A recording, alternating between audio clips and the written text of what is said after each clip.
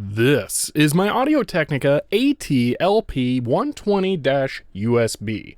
This is the only turntable I have, well, the only reasonably decent turntable I have. I have some other ones that we might take a look at someday, and this does have a phono out.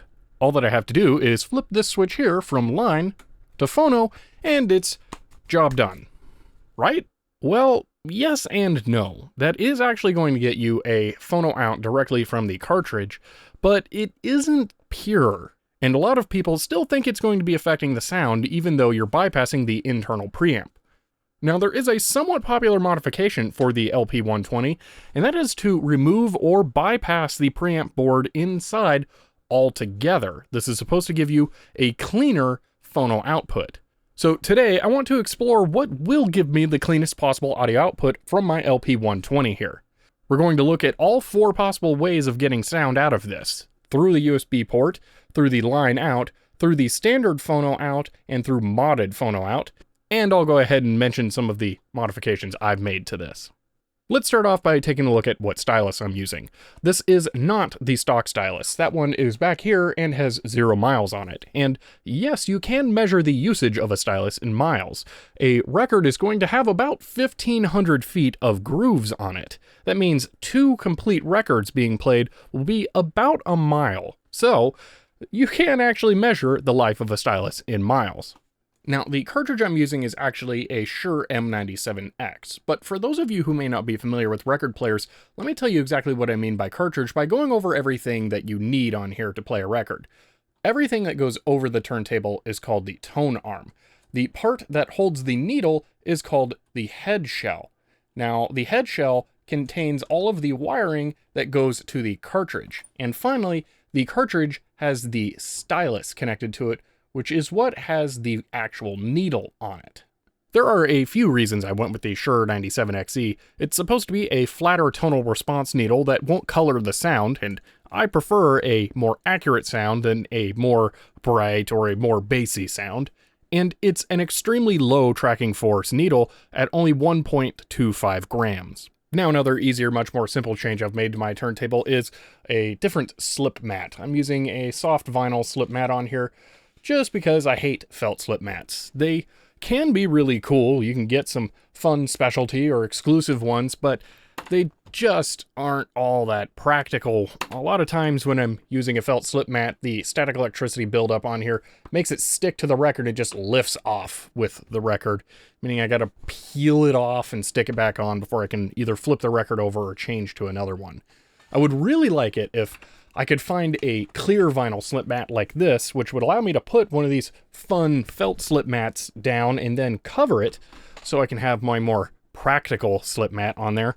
But I can't seem to find a clear vinyl slip mat. There are clear acrylic slip mats, but that's literally a piece of hard acrylic that you're supposed to set on your record player. And frankly, I don't like the idea of putting my records on a flat piece of acrylic. So that's not going to happen. It's going to be soft polyvinyl slip mat for me for now. One last thing I want to mention before we get to the preamp and stuff like that is that the turntable platter that mine came with is definitely not flat, and I can make that even more apparent by putting something up against it.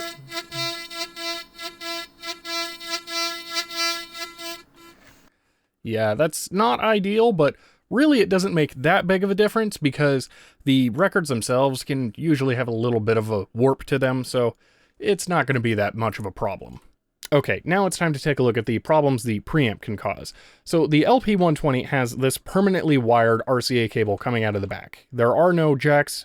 This is it, so which kind of sucks because if you're not handy with a soldering iron and this starts to go bad, then your whole record player's gone because of what would be like a $1 cable to be able to buy. I really hate when they do this. But this is the only audio connection on here. There is no ground connection, which is important for phono because phono is an unpowered signal, and if your grounds aren't referenced, then you can start to have humming issues between the two devices. So I'm going to go ahead and when I'm in here taking a look at the preamp, we're going to add a ground connection. And I'm also going to remove this cable and add a couple of RCA jacks because this is dumb. Now, these are the only audio outputs, like I said, except for the USB port. Now, The USB port is connected to the preamp board. It's actually on the preamp board. So the preamp signal is going through the USB port. Now you can record USB with the turntable set to phono, which means that the preamp is technically always active. That is why people have a problem with using the phono output on this. The preamp is never off of the signal connection and is still going to be doing something to it at all times. And it's very easy to test this. Let me bring out the receiver I'm going to use for this video and I'll show you what I mean. This is my Pioneer SX780, a stereo receiver from the 70s. Now, there are a few reasons I want to use this for today's video, and I will openly admit that one of them is just that I wanted to get some 4K footage of this beautiful device. But there are some other valid reasons as well. In order to compare the 4 different outputs of the turntable, I'm going to need to record them with a computer. Now, that's obviously going to be easy for the USB output, and the line output's not that difficult either. I just can connect it to a line in, but the phono out is where it becomes difficult. Now, I can use a standalone phono preamp like this one, and that would convert the phono signal to a line level signal, meaning I could plug it into the computer. But that's not a fair comparison. If this phono preamp has any noise or other issues that are going to affect the sound, that would mean that the phono out is treated differently than the line out. So that's not a very fair comparison. Enter the Pioneer SX780. It has a phono input, which means that it can be used with the phono output of the turntable, but it also has an auxiliary input, which means that it can be used with the line level. Now that solves the fairness issue, but how do you record out of a receiver? Well, because this is an older receiver, it has a tape record feature. Everything that you would hear through the speaker terminals is going to also be output through the record function for recording, say, FM broadcasts with a tape player. What this means is that I can use the line level out signal for the tape and record that with the computer. Now, in order to connect the 780 to my computer, I'm not just going to plug it directly into my sound card. The sound card in the computer is not really all that great. But this TonePort UX2 is pretty good. I've used this for recording my microphone at some point, and it was useful. It's just a pain to record over USB, so I didn't end up using this long term. But for this project, it's going to be great. This has line inputs on here, so I'm going to be able to record line input sounds with a pretty high quality ADC, and that will give us a very fair comparison. The only real downside to this is that the line input level's a bit low, which would mean that compared to the USB, this should be worse, but I think we're going to find that that's not the case. Okay, now I've picked 2 records that I'm going to use for this video to demonstrate the turntable and the sound quality. The first one here I'm not really going to be able to play for you, but has a lot of clean sounds to it and some noisy segments. That'll be good for looking at the noise in the output, and that is the Prodigy Everybody's in the Place. Now, while I cannot really play this for you because I will get copyright ID'd, I do want to demonstrate something for you to show you one of the things about this turntable and the phono output. Now, the phono output is not just a reduced level output from the preamp, like a line level output with the volume turned very low. And it's very easy to prove that because I have the turntable unplugged, connected to the phono input on my SX780, and I can make it play sound.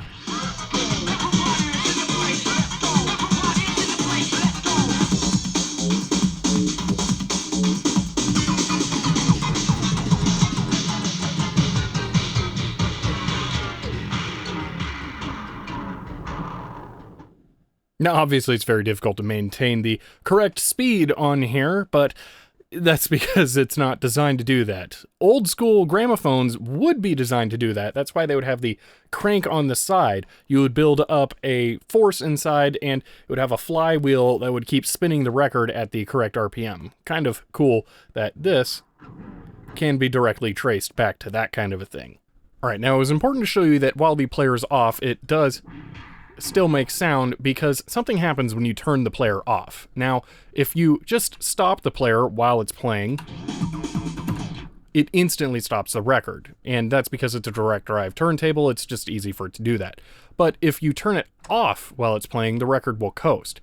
Now, if you are thinking that it would just coast and slowly fade in volume after you turn the turntable off, you wouldn't be correct, and that's because something is affecting the audio out on the phono output. If I turn it off, you'll notice that the volume doesn't just slowly decrease, it dips, comes back, and then starts to decrease. Have a listen.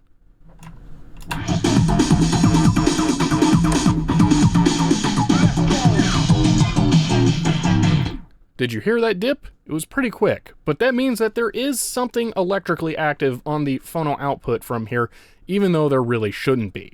A true phono turntable will not have anything connected between its stylus and its output.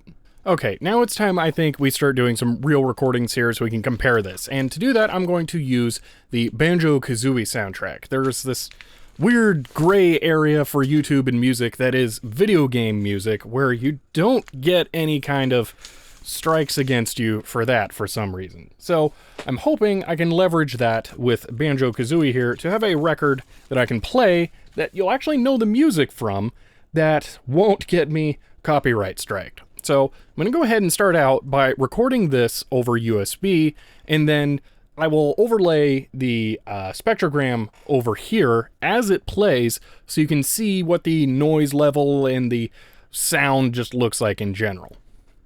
Alright, I'm going to go ahead and use the intro for the game here because I think it's going to be the most likely track people will know. So let's go ahead and try this out.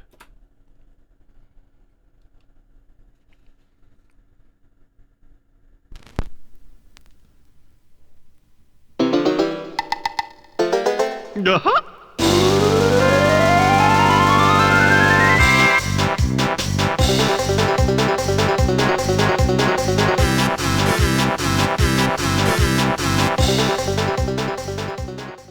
Alright, now for line out from the LP-120 going to the tone port UX2 for audio input through the SX780.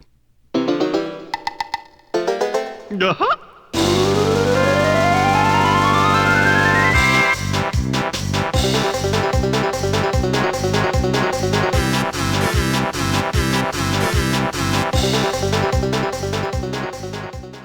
And now, finally, phono output from the LP-120 through the 780 to the tone port UX2.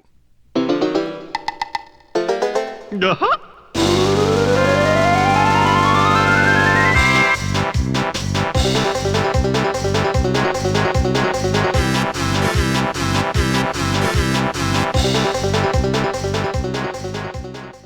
Now, at this point, I'd intended on putting in a comparison of the different recordings that were just taken and making some judgments based on that, but upon reflection and looking at the information we're going to collect later about the modded phono output, I think it would be better to hold off on that until after we record the modified phono output, because there is some more interesting stuff that happens with that. So for now, I'm going to hold off on that until later in the video, but at this point when I was recording, I thought I was going to have done that, so I may make some references to some judgments that I'm going to rescind later. I'm going to try and edit around those, so there might be some awkward cuts here and there, but just keep that in mind that I'm changing up how I would intend it on recording this video. It is now time to get it open and try bypassing the preamp altogether. So we're going to go ahead and take off some stuff and take it out, because we're going to turn this upside down. Now, this is a direct drive turntable for the record. This is what spins the platter on here, which is kind of funny. The platter kind of has a part for a belt, and these holes here would be where you'd change the belt, but it's always a direct drive turntable. So that's kind of strange. I'm going to go ahead and take off the head shell just to make sure that damaging that is not possible. Put that somewhere safe. Take out the other one, and that's it. This can be flipped upside down now. I always lock the tone arm when I'm not using it, so I don't even have to try to remember that. This thing is heavy. I'm not a huge fan of putting it on the acrylic lid with how much it weighs, but yeah, that's just going to be the best bet here.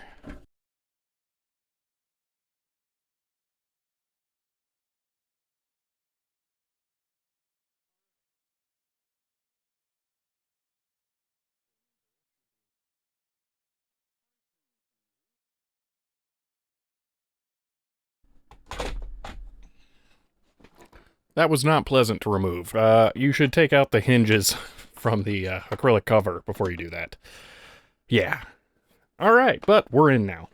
I like how they wanted to scrub the part number off the main chip on the speed adjustment board, but they really didn't put enough effort in it at all, and it's very easy to read still. And I'm guessing my turntable is from 2015 of the 29th week. That sounds about right from when I purchased it.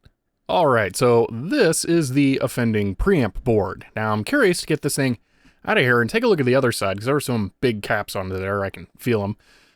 And see what it looks like after we bypassed it. I'm looking at this. This is the cable that comes out of the back of the turntable here, and this comes over from the phono cartridge directly. I'll show you what that looks like when I'm rewiring this, but for now I really want to see where the signal coming from the cartridge goes to on here, because that's where the problems really lie with the phono output. Alright, I've taken some time and I've looked this over, coming from the phono input all the way through to the RCA output. Now, first of all, the phono input does go to this connector and then immediately goes over to the switch, which you can change over to directly output the phono to the RCA cable. We already knew that though, because we were able to play the record while the turntable was off, and that's just how that works. Now, when it's in the line out position, the signal does not get through here, so it has to be routed through here somehow. Now, we have these jumper links here, which take the signal up to the little area up here where it gets amplified. Now, initially it goes through the link to a 0 ohm resistor, to a 100 ohm resistor, to a 2 microfarad capacitor, over to a 4700 kilo ohm resistor, and then into the input of this chip, which is our main amplifier. Now, that chip is a DRV602. Now, this is a kind of higher voltage chip for the output than the turntable actually is. So we can see here it's a 2 or 3 volt RMS output chip, and the LP-120 is rated for 150 millivolts. That's it. That's about, well, that's a lot less. So I wanted to verify this, that this was indeed 150 millivolts out, so I measured it while playing my Prodigy record. If anything, I would say it's a little bit higher, but that's not a bad thing. It could just be that the Prodigy record's mastered a bit loud.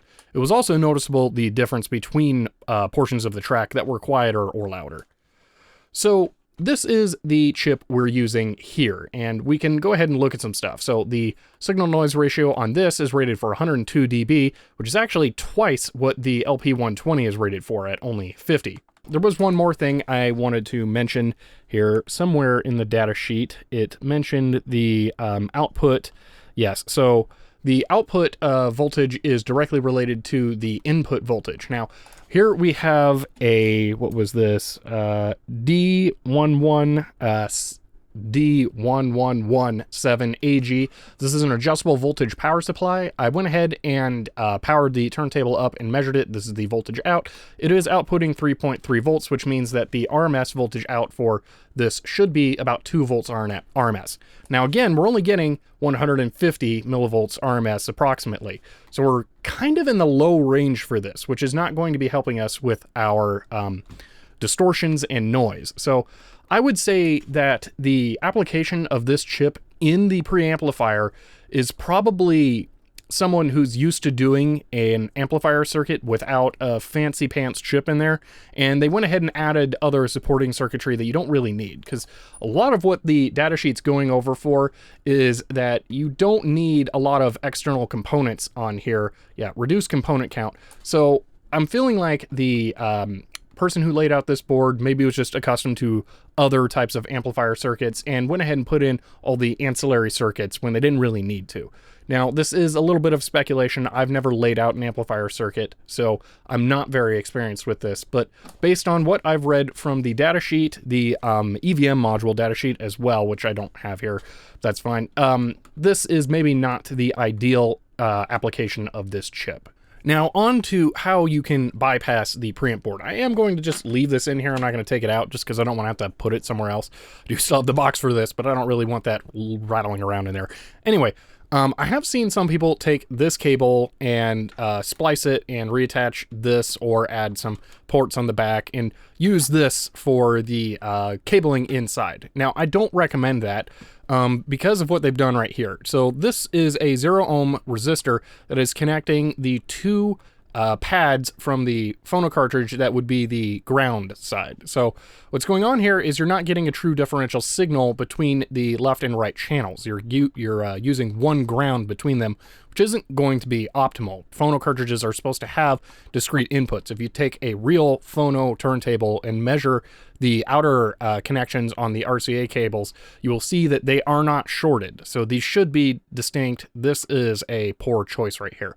So what I'm going to do and recommend is desoldering these pads to just completely disconnect this. I'm going to double check if this is power, because I think it might be. You might be able to get away with just unplugging this. And then that will leave this totally deactivated and out of the circuit.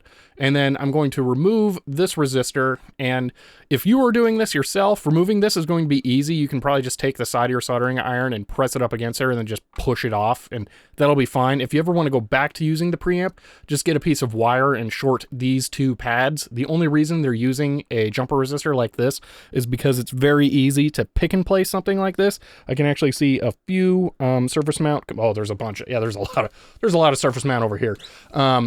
There's just apparently a bunch of through hole on the other side.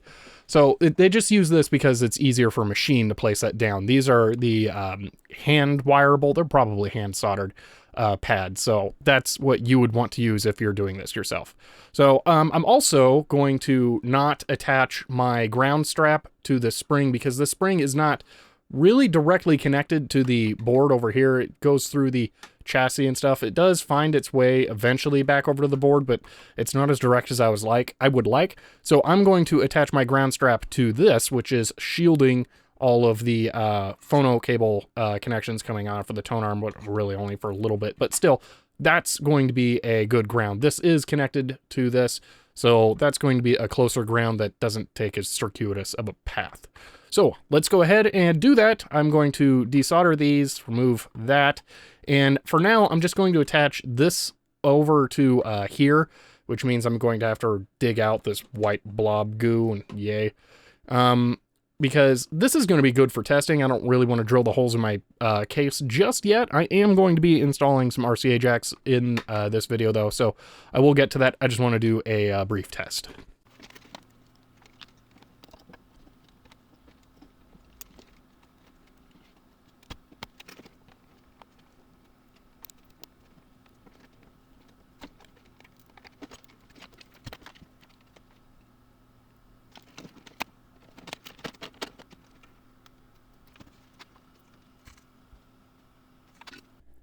I figured I'd show you for the rewiring I'm about to do to connect the RCA jacks to the output that something like this Phono cartridge will actually tell you how you should connect this. The cable colors are a standard, so we can see that they are only using the green ground, which is the right ground. The left ground, blue, has just been shorted to the green ground, so that's not ideal. I'm going to go ahead and remove that resistor now, and I will individually attach the grounds to the outputs.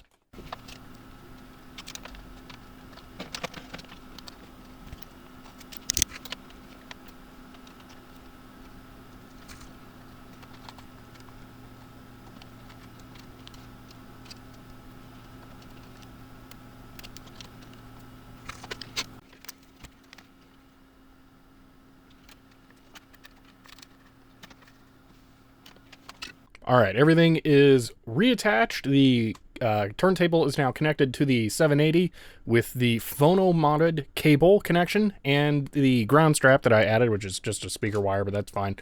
So let's make sure that it's working.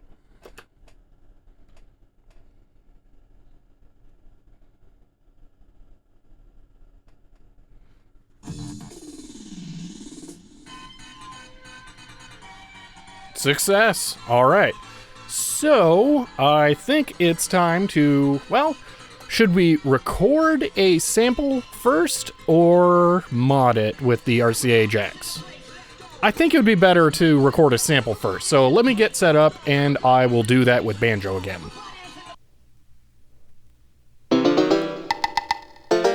Uh-huh.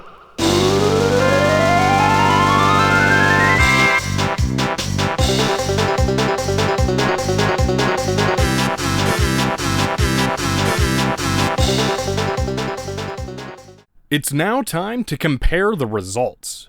Now, I'm not going to sit here with my headphones on and tell you what I think sounds best. Better is subjective, so there is very little value in me giving you my opinion. Instead, we're going to look at what we can visually measure and look at the real differences between the outputs. First, let's cover what a spectrogram is, so you know how to see the information I'm going to be showing here. A spectrogram is a 3D map of the volume of frequencies over time. If you have ever used a music visualizer or a graphic EQ with a spectrum display, you've seen a 2D representation of the volume of frequencies. These are done in math and software using an FFT or fast Fourier transform. An FFT lets you take a signal composed of many frequencies and separate them out on a graph to see the relative volumes of them. But these 2D representation only let you see frequencies in that instant. You would have to take still images and compare them to see the changes that happen over time. What a spectrogram does instead is take these frequency maps and represent the volume with color. Imagine if you were able to look down on the LEDs on the graphic EQ. You could only see green, yellow, and red for each spectrum, but you would know roughly how loud they are based on the different colors. So the FFT plots are all next to each other in a spectrogram with the colors for volume, allowing you to see the frequency differences at any time in a recording. Now, doing this lets us visually see the different parts of a recording. For example, if we take a look at the crescendo at the beginning of the banjo intro, we can clearly see the flute instrument notes changing as they increase in frequency or pitch. We can also see 4 different horn notes being added in before it finishes. Now, what we are going to be looking for here in the differences in the spectrogram are 2 things: noise, and if there are any significant differences in the tone or overall sound of the music. Noise shows up in a spectrogram like static on an analog TV, low volume peaks scattered all around the recording. So a spectrogram is very useful for detecting that. But it's not that great for overall comparisons, so we're also going to be using an FFT that represents the entire song as well. This will let us see how all the frequencies are affected at once. Alright, let's start out by looking at the line out and the phono out from the internal preamp. We can see the line out clearly has more noise, but we can also see that the audio in the higher frequencies is a bit more defined in the line out than the phono out. If we take a look at the overall FFT of the song and overlay the recordings, we can clearly see that the line out has more audio after around 3000 Hz. But is it over-amplifying, or is the stock phono out muting higher frequencies? Let's bring in the new modded direct phono output into this mix. It does have more noise like the line out, as well as better definition and more sound in the higher frequencies. The modded phono out should be considered the standard that all other outputs are held to. So based on this, we can definitively say that the stock phono out changes the sound. Now, less noise sounds good in theory, but the high-pitched sound you are losing as well can be heard and actually changes the music. I'm going to loop a section of violin recorded later in the song that has a cymbal being played in the background. Pay attention to the sound of the cymbal. Because of the reduced high-pitched sounds, the overall pitch of the cymbal is different between the recordings.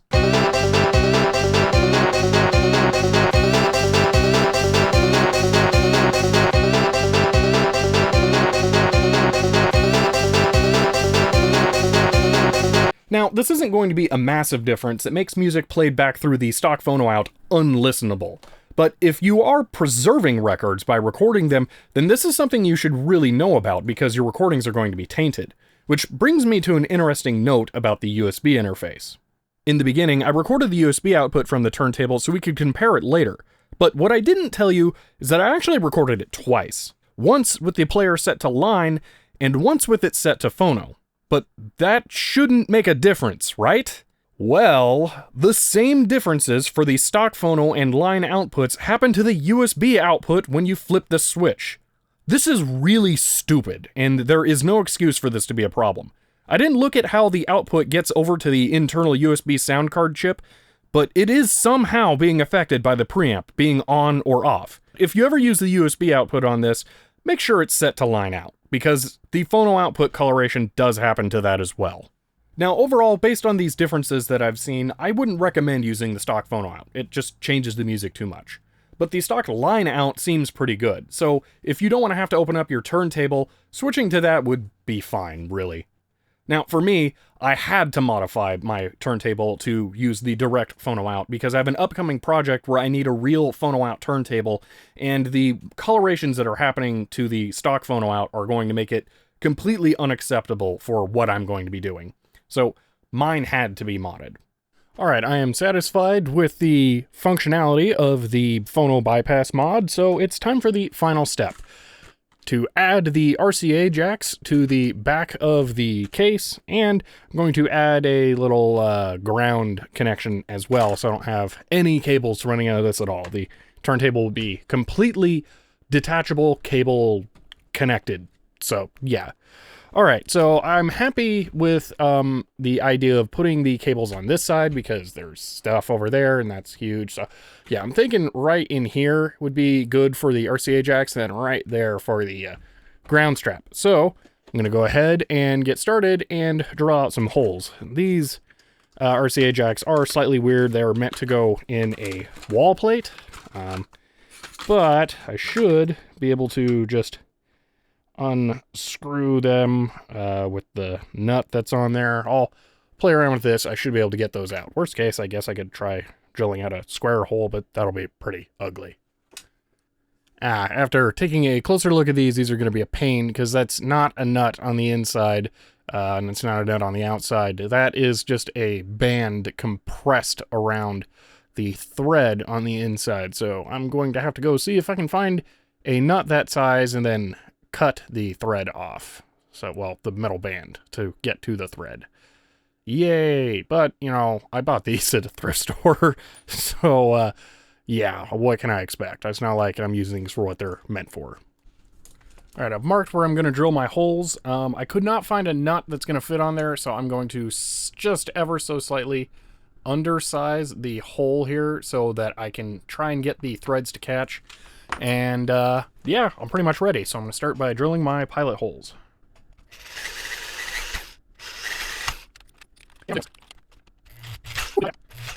Alrighty. Let's see how these fit in. Ooh. That is perfect. Oh, yeah. Awesome. I already know these are a 7/16 socket, so I'm going to go grab one of those and get these threaded in. Oh, that was not pleasant and very painful. In the end, I used a socket and a extension and was able to cram a pair of pliers in there to act as a T-handle, because I did, because dumb reasons. Alright, now I'm going to be able to take the RCA cables that are currently soldered in, attach them to the back of this, coil up the cable inside the turntable, and now I have RCA jacks on the back. And those are in there. They cut their way in with the flat spot on there. So those are very, very solid. Worst case, they fall out, and then I'll go order some nuts to put on the back. But yeah, those feel really good. Now to drill the much easier and smaller hole for the ground strap connection. I'll just put that over there, and then I'm pretty much done.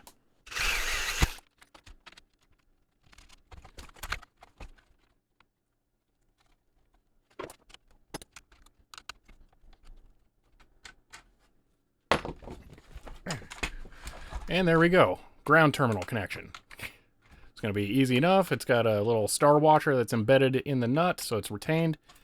That's going to be super easy. Eventually I'll go pick up another star washer and put it on the other side of the wing nut, but for now, this will work out well. Well, that's it. The modifications are now fully complete, and the turntable is back together. I'm definitely happy with the changes I've made today. I think the direct phono output is going to have been the better choice in the long run, and the RCA jacks on the back are just going to be really convenient. I do move this turntable around a little bit to use it for stuff, because, like I mentioned, it's the only reasonably decent turntable I have. The main takeaways from this video, I would say, are that you probably don't want to use the phono output. For me, the loss of the higher pitch frequencies is unacceptable, so I'm just never going to even consider reconnecting the preamp. It's dead to me now. The line output was pretty good though, so if you're using your AT LP-120 just as line out, then it's probably going to be fine for you. For me, I'm really happy with the direct out, and I kinda needed it. Going the extra step of adding the RCA cables makes the process a lot more complicated. So if you want to do this process yourself, just moving the RCA cables over inside to the other board and removing that resistor would really be fine. It would be a lot easier than going with the RCA jacks.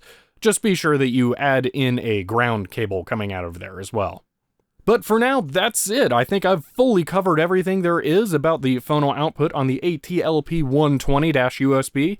I hope you guys enjoyed that. If you want to support the channel, I am on Patreon, but for now, that's it. I'll see you next time.